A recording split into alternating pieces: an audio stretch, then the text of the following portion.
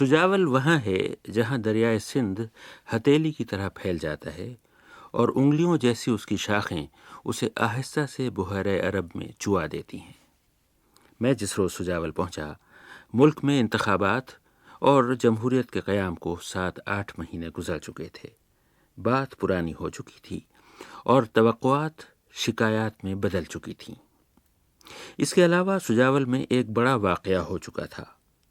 Police کی بڑی بھاری جماعت وہاں اپنی کارروائی کر چکی تھی، گولیاں چل چکی تھیں، اور وہ شے جو ٹل نہیں سکتی وہ اپنا کام کر کے جا چکی تھی۔ اس کی بات ذرا دیر بعد ہوگی۔ آئیے پہلے اس دریا کی باتیں کریں جو بہاولپور کے قریب چھوٹے سے گاؤں ریتی کے مقام پر صوبہ سندھ میں داخل ہوتا ہے اور اس وسیع سرزمین کو سیراب کرتا ہے، شاداب کرتا ہے، اور بجا طور پر اس خطۂ ارض کی شہرک کہلاتا ہے۔ مگر زمین اور انسان کو زندگی عطا کرنے کا کام کیا تنہا یہ دریا کرتا ہے؟ کیا اس میں کسی اور کا زور بازو شریک نہیں؟ سندھ یونیورسٹی کے تاریخ کے استاد ڈاکٹر مبارک علی نے اس روز بہت پتے کی بات کہی۔ جب ہم اس طرح سے کہتے ہیں کہ دریائے سندھ کی وجہ سے سندھ کی ساری زرخیزی ہوئی، تو اپنی جگہ بات تو صحیح نظر آتی ہے، لیکن اس کا ایک دوسرا پہلو بھی ہے دیکھنے کا، اور وہ دوسرا پہلو جو ہے وہ یہ ہے کہ دریائے سندھ کی زرخیزی کا ذمہ دار کون تھا، وہ کون لوگ تھے جنہوں نے اس کو زرخیز کیا۔ ظاہر ہے دریا سے نہریں نکالنے والے، دریا سے پانی لانے والے وہ یہاں کے ہاری تھے، کسان تھے، کاشتکار تھے، تو انہوں نے مطلب کہ اس دریا کو اس قابل بنایا کہ جس کی وجہ سے سندھ جو ہے ایک زرخیز علاقہ ثابت ہوا۔ دریائے سندھ پنجاب سے نکل کر صوبہ سندھ میں داخل ہوتا تھا تو اپنے ساتھ پانی لایا کرتا تھا، اب شکایتیں بھی لاتا ہے، محرومی اور حق تلفی کی شکایتیں۔ گل حسن تہرانی آبپاشی کے بہت اعلیٰ اور تجربہ کار افسر ہیں، اب ریٹائرمنٹ کی زندگی گزار رہے ہیں۔ اس روز اہل سندھ کے جذبات کی ترجمانی کر رہے تھے۔ اسی شکوے کی بات ہو رہی تھی کہ دریا کے پانی سے سندھ کے بڑے بھائی یعنی پنجاب والے خود جتنے بڑے ہیں اس سے بھی بڑا حصہ کاٹ لیتے ہیں۔ جو پانی اوپر تربیلا سے ہمیں ملنا چاہیے وہ ہم یہ سمجھتے ہیں کہ ہمارے بڑے بھائی ہم لوگوں کو نہیں دیتے یا اپنے آبادی کے لیے زیادہ نکال دیتے ہیں، اور اسی وجہ سے ہمیں کوٹری براج میں سکھر براج کا تو بالکل اپنا پیرنٹل حق ہے، ان کوٹری براج میں جو کہ 15 اپریل سے ملنا چاہیے، آج 20 مئی ہے لیکن ہمیں یہاں پھر بھی پانی پورا نہیں مل رہا ہے، اور ہمیں اگر یہ پانی اس مہینے میں نہیں ملتا تو ہماری کاشت جو کہ رائس کی ہوتی ہے وہ تباہ ہو جاتی ہے۔ گنے کی کاشت ہے وہ بھی آج جل رہی ہے، اور کچے کے ایریا میں اگر کوئی کیلا ہے تو بھی جل رہا ہے۔ تہرانی صاحب بڑی تفصیل سے سمجھا رہے تھے کہ دریا کا زیادہ تر پانی پنجاب میں روکا گیا تو پنجاب کی زمینیں تو یقیناً سیراب ہو جائیں گی، مگر سوال یہ ہے کہ پھر سندھ کی زمینوں کا کیا بنے گا؟ میں نے ان سے پوچھا کہ کالا باغ بھی تعمیر ہو گیا تو سندھ پر کیا گزرے گی؟ آپ کیا کہتے ہیں؟ ہم یہ نہیں کہتے کہ کالا باغ ڈیم نہیں بنے، لیکن کالا باغ ڈیم بنے تو وہ صرف پاور کے لیے بنے، جو کہ ہمارے برادران کی بڑے بھائی کی جو یہ ہے تجویز کہ ہم وہاں سے پانی نکال کر کے چولستان میں یا تھر ڈیولپمنٹ کو بڑھانے کے لیے اریگیشن کے لیے پانی نکالیں، تو جب پانی اس وقت میں ہمیں بھی نہیں ملتا اپنے لیے، تو اگر اوپر سے ڈیم بنا کر کے وہ پانی جو ہے وہ اریگیشن کے لیے کام میں لایا جائے تو وہ ناانصافی رہے گی۔ تہرانی صاحب بتا رہے تھے کہ کوٹری بیراج تک دریا کا سارا پانی نچوڑ لیا جاتا ہے، اور جام شوروں سے نیچے اس دریا میں پانی نہیں بہتا بلکہ ریت اڑتی ہے، اور مچھیرے اب وہی ریت پھانک رہے ہیں۔ جام شورو آج بھی آپ دیکھیں کہ جام شورو کے نیچے صرف ریت ہے جو اڑ رہی ہے، اور جو کہ لطیف آباد حیدرآباد میں ہر گھر میں جو ہے صبح شام صاف ہو کرتے رہتے ہیں، تو مچھیرے جو سب جن کا گزر صرف اسی پہ ہے، پلے اور مچھی پہ ہے، وہ جو سمندر سے اگر اس کو پانی کا لنک نہیں ہے تو وہ بیچارے بھوکے مرتے ہیں۔ یہ آپ سمجھیں کہ اگر ان کی آپ جا کر کے سمجھو معاشی حالت دیکھیں تو خود آپ کو ترس آئے گا، لیکن صرف کیوں اسی وجہ سے کہ پانی جو ہے وہ نہیں ہے دریا میں۔ تو اس کا کیا حل ہے؟ یہ بتائیے کہ ان غریب مچھیروں کی معاشی حالت کیسے سدھرے گی؟ ان کی معاشی حالت تب بن سکتی ہے جب دریائے سندھ میں پانی ضرورت کے حساب سے، ہم یہ نہیں کہتے کہ پانی اتنا ہمیں دو کہ تاکہ ہم لوگ جو ہے وہ کوئی سمندر میں چھوڑیں، لیکن جس وقت میں چاہیے اس وقت میں ہمیں ملنا چاہیے۔ دریا کی باتیں جاری تھیں۔ نیل اور سندھ کے بارے میں بہت سنا تھا کہ یہ دریا سیلاب کے ساتھ جو مٹی لاتے ہیں وہ تمام زمینوں کو زرخیز کر دیتی ہے۔ میں نے تہرانی صاحب سے پوچھا کہ سیلابوں سے سندھ کو فائدہ پہنچتا ہے یا نہیں، اور جواب میں مجھے وہ جملہ سننے کو ملا جو وہاں بہت اوپر لداخ کے ایک چھوٹے سے گاؤں اپشی میں بھی سنا گیا تھا، یعنی یہ کہ اس میں فائدہ کم نقصان زیادہ ہے۔ یہ صحیح ہے کہ وہ زرخیز مٹی بھی لاتے ہیں، اور یہ صحیح ہے کہ اس میں جو ہے وہ گندم یا اور جو ہیں وہ چیزیں جو ہیں وہ بہت ہی آدمی کر سکتا ہے، لیکن یہ صحیح ہے، یہ بالکل اب دیکھا جائے کہ جتنی اس سال فلڈ نے ہمارے ضلع ٹھٹے میں تباہی کی ہے، وہ میرے خیال میں جتنا فائدہ سمجھا جائے اس سے کئی حصہ جو ہے وہ نقصان ہوا ہے، اور اسی وجہ سے ہمیشہ فلڈس جو ہیں ہر 7 سے لے کے 10 سال کے اندر ایک ایسے فلڈ آ جاتی ہے کہ جس میں میرے خیال میں فائدے کے علاوہ زیادہ نقصان ہوتا ہے۔ بہت کم لوگ جانتے ہیں کہ صوبہ سندھ میں آ کر یہ دریا بہت سرکش ہو جاتا تھا، یہ مچلتا تھا، پلٹتا تھا، راستے بدلتا تھا اور تباہی لاتا تھا۔ چنانچہ پورے صوبے میں دریا کے دونوں کناروں پر بند باندھے گئے ہیں، جس سے دریا کسی حد تک قابو میں آیا ہے۔ تہرانی صاحب سے بہت دلچسپ باتیں ہو رہی تھیں۔ میں ان سے پوچھ رہا تھا کہ دریا زمینوں کے مقدر کیسے بدلتا ہے۔ یہ ڈیلٹا اگر ہتھیلی اور دریا کی شاخیں اگر اس کی لکیریں ہیں تو ان میں قسمت کا حال پہلے سے معلوم ہو سکتا ہے یا نہیں؟ جواب ملا، نہیں، ڈیلٹا کے علاقے کی بہت سی خوبیوں کا علم پہلے نہیں تھا، اب ہوا ہے۔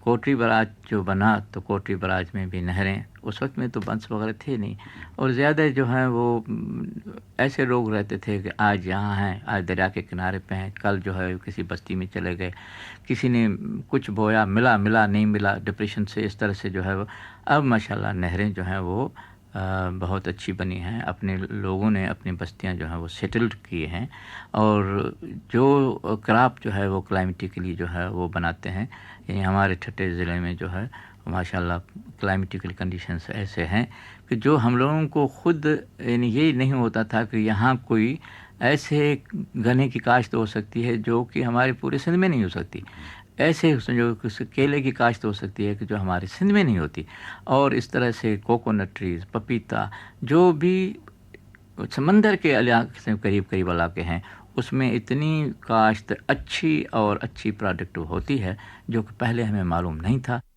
ہمیں بھی معلوم نہیں تھا، مگر اگلے پروگراموں میں ہم سمندر کے قریب کی زمینوں میں چلیں گے اور ان زمینوں کے کمالات دیکھیں گے۔ تو یہ تھے آبپاشی کے ریٹائرڈ انجینئر جناب گل حسن تہرانی۔ حقیقت یہ ہے کہ پانی کی تقسیم پر سندھ اور پنجاب کا یہ جھگڑا کوئی آج کی بات نہیں۔ اس بارے میں دلچسپ بات مجھے حیدرآباد کے سرکردہ صحافی مدد علی سندھی صاحب نے بتائی۔ جناب، سندھ کا پانی کا مسئلہ آج کا نہیں ہے، 1800 میں ابھی انڈیا آفس لائبریری میں نے کچھ کام کیا تھا ایسے ہی اپنے لٹریچر کے سلسلے میں، تو وہاں سے بھی میں نے دیکھا ہے کہ پانی کا مسئلہ یہ بہت پرانا ہے۔ 1880 میں یا ایسا کچھ ہے، جب میں نے ایک رپورٹ پڑھی تو سندھ بمبئی سے تھی، اس زمانے میں بمبئی کے چیف انجینئر نے یہ اپنی تقریر کی ہے کہ پنجاب جو ہے وہ سندھ کا پانی ہڑپ کر جائے گا، اسی وجہ سے سندھ کے لوگوں کو، سندھ کو کچھ نہ کچھ کرنا چاہیے۔ یہی مسئلہ تھا کہ بمبئی حکومت نے سکھر بیراج کی بنیاد ڈالی۔ تو سندھ کا پانی کا مسئلہ بالکل پرانا ہے، اور یہ ایک ایسا پرانا مسئلہ ہے جس کو بیٹھ کر حل کیا جا سکتا ہے۔ پانی کے منصفانہ حل ہونا چاہیے۔ سندھ کا جیا پا جو ہے پانی سے، سندھو دریا صدیوں سے اپنی موجیں مارتا ہوا بہتا ہوا چلتا تھا، لیکن اس وقت جو سندھ کی صورتحال ہے، سندھ کے پانی کی صورتحال ہے، آپ نے دیکھا ہوا ہے کہ آج وہاں ریت اڑ رہی ہے۔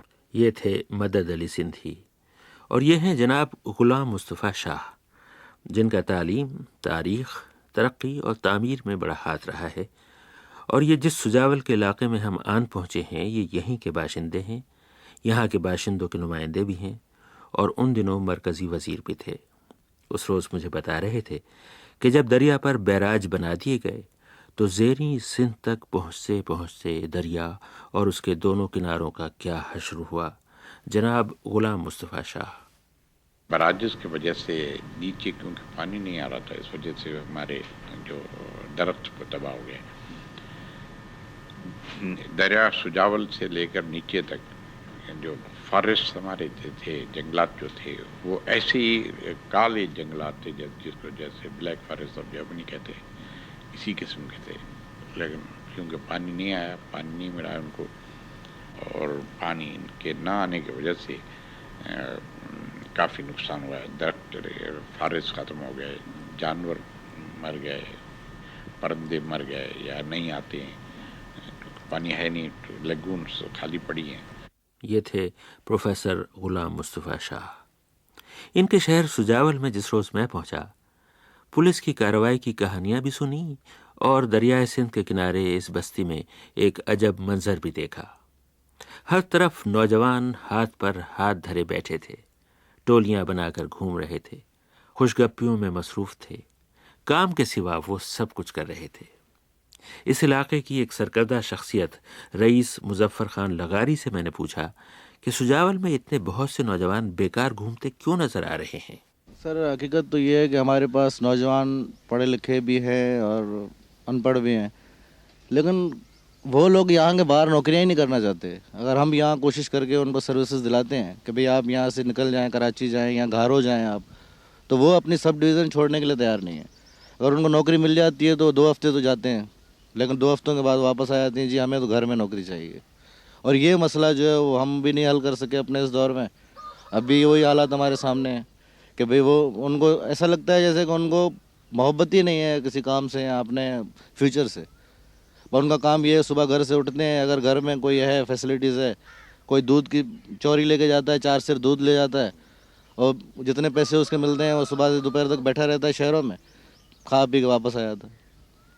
اور ان کو یہ نہیں ہے کہ بھی ہمیں آگے چل کے ہمارا مستقبل ہے، کل ہمیں اس شہر کو، اس ملک کو بنانا ہے، لیکن یہ چیز ہمیں خود سمجھ میں نہیں آ رہی ہے کہ پتہ نہیں کیوں ہمارے نوجوانوں کو اتنا شعور نہیں ہے۔ یہ بتائیے، نوجوانوں میں ایک نیا مسئلہ جو سر اٹھا رہا ہے وہ ڈرگس کا ہے، منشیات کا ہے، یہاں کیا حالت ہے؟ سر یہ مسئلہ پہلے تو اتنا نہیں تھا یہاں پہ، میں آپ سے صاف صاف بتاؤں، جب آپ ہم سے انٹرویو لینے آئے ہیں اتنے دور سے، تو میں یہ عرض کروں گا کہ یہ ہمارے اس گورنمنٹ کی پیداوار ہے۔ جب سے یہ گورنمنٹ ہمارے پاس آئی ہے ہر چیز کھلی ہو گئی ہے۔ پہلے ٹھیک تھا، پہلے تھا 100 چھپی ہوئی چیزیں تھیں، کوئی بھی اگر کرتا تھا تو کہیں چھپر میں کرتا تھا، لیکن اس دور میں ہر ایک نے یہ بول دیا کہ عوامی دور ہے اور اس میں ہم جو چاہیں گے وہ کریں گے، کوئی ان کو روکنے والا نہیں، ہر چیز کھلے عام ہوتی ہے۔ یہ ابھی 2 مہینے ہوئے ہیں کہ کچھ کنٹرول ہوا ہے۔ کس طرح کنٹرول ہوا ہے؟ بات یہاں تک آئی تو اس واقعے تک جا پہنچی جس میں چہار جانب سے پولیس اور فوج کو سجاول آ کر یہاں سخت کارروائی کرنی پڑی تھی۔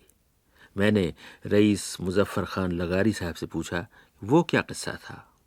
انہوں نے تفصیل سے بتایا، آپ بھی سنیے، مگر دھیان رہے یہ بیان ان کا ہے۔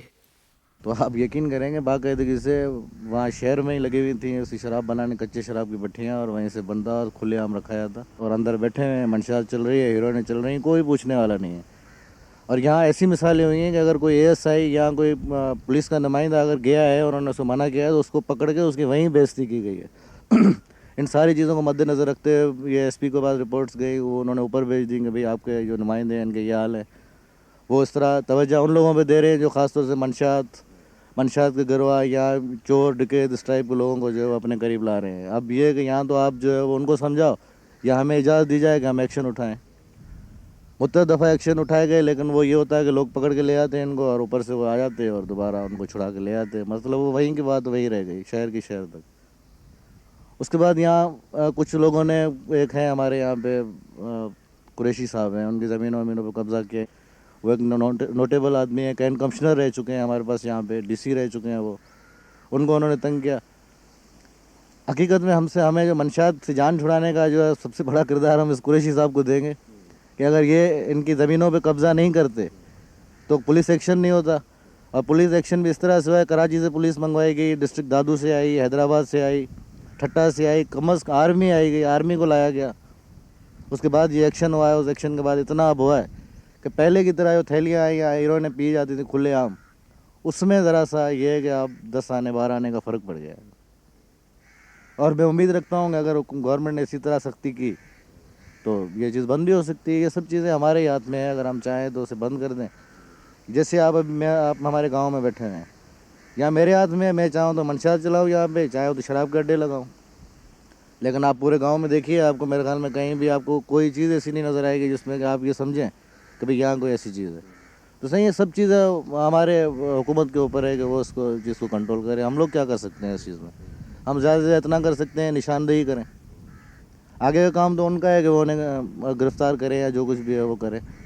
تو ہماری تو دعائیں ہیں کہ مسئلے جتنی جلدی حل ہو سکیں ہو جائیں.